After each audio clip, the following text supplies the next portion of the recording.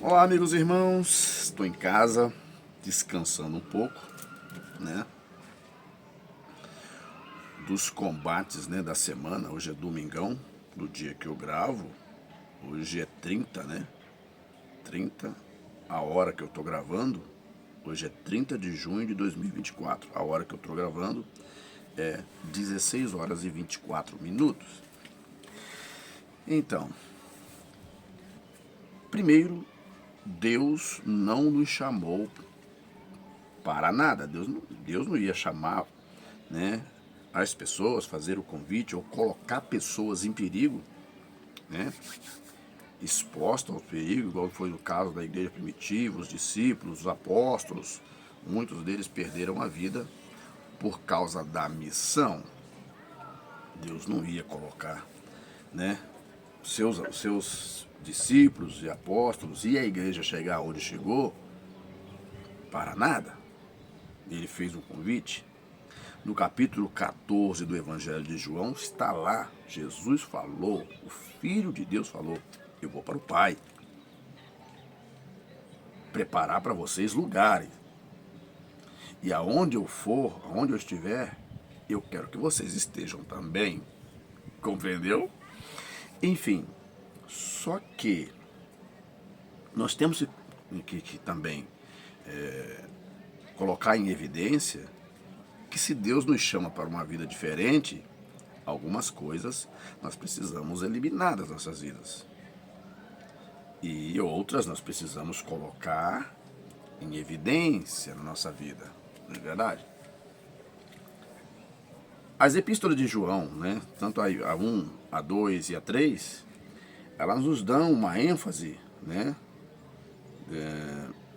Elas nos dão uma ênfase de como deve ser o proceder do servo de Deus, daquele que aguarda a chamada, o dia do juízo, o dia em que Deus enviará os seus anjos a vir buscar aqueles que se portaram na condição de salvo. E é aí que mora, né, a razão. Temos primeiro epístola de João, a segunda epístola de João, tá?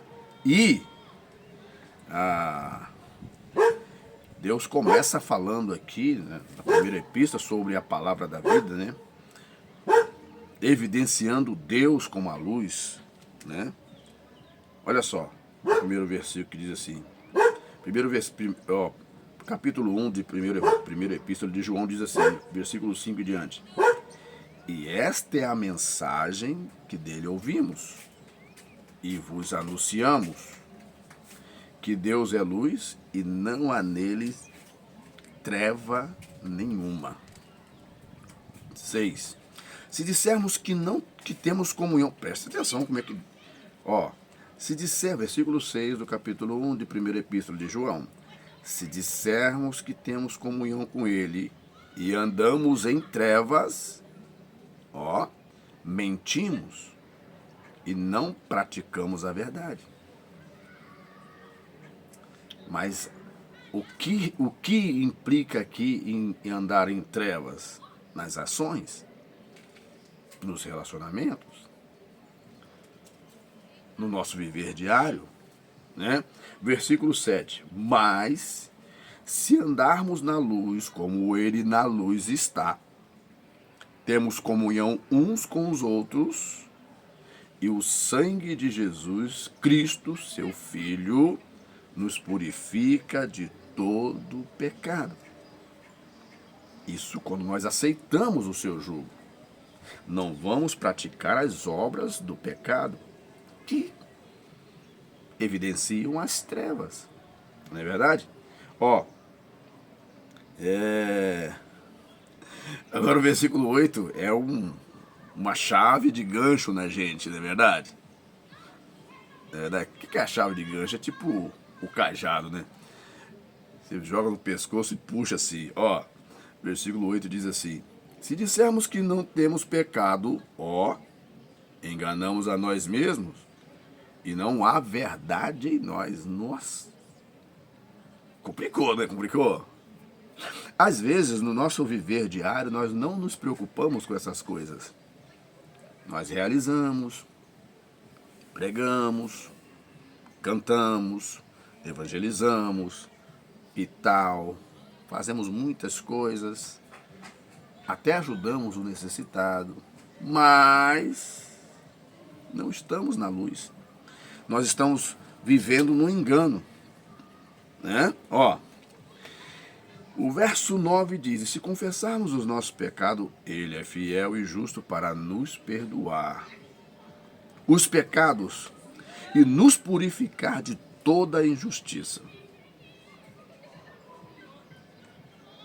Versículo 10. Se dissermos que não pecamos, nós falamos que Deus é mentiroso. Ó, fazemos-lo mentiroso. Aí complicou, né? E a sua palavra não está em nós. Você já viu aquela pessoa assim dizer: eu não faço isso, eu nunca vou fazer isso? Você lembra do apóstolo Pedro? Quando ele estava com Jesus, ele falou que ele não ia fazer. Jesus falou: tu vai me negar 3 vezes, antes que o galo cante. Quando o caldo engrossou mesmo, que Pedro foi confrontado pelas pessoas que estavam ali: tu é um deles. Pedro falou: nunca conheci ele. E Pedro fez isso por 3 vezes. Por mais diligente que nós podemos ser a Deus, nós temos que tomar muito cuidado com as palavras. Eu não faço isso. Daqui a pouco você está fazendo aí, a sua pregação fica em dúvida. Na minha casa não vai acontecer isso. Não podemos falar isso. Estamos vivendo sujeito a todas as variáveis. Então, a luz de Deus, né? A luz de Deus, ela é manifesta em nós. Né? Então, se nós vivemos uma vida pautada na palavra de Deus, tendo boa comunhão com os nossos irmãos, se ele vier buscar a igreja de Deus, nós somos cotados fortemente para poder entrar nas mansões celestiais e vivermos a salvação que nos espera. Tá certo? É só uma conversa. Vamos continuar esse assunto em algum momento da nossa vida. Tá bom? Deus abençoe a sua vida. Espero que essa palavra te ajude de alguma forma. Um grande abraço. Eu sou o evangelista Marcos Roberto Rosa.